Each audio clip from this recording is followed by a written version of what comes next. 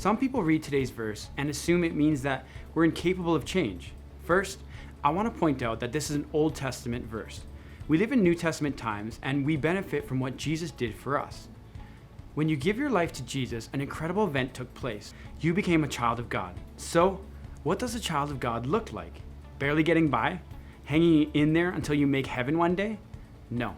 This Christian life is far more than we can imagine, and it's not about you trying to become something.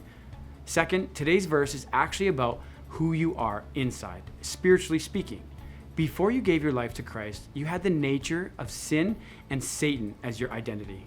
You had no ability to change that fact on your own strength.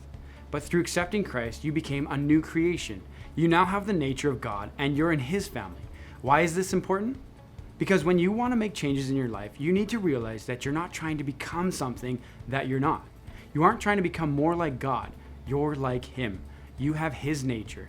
And what you need to do is become more aware of who you are in Him. As you continue to read this devotional, remember that true change comes from God's Word through a powerful process of epiphanies. Keep going, because you're going to find yourself saying, "This is what I can do. These are my rights, and this is my inheritance."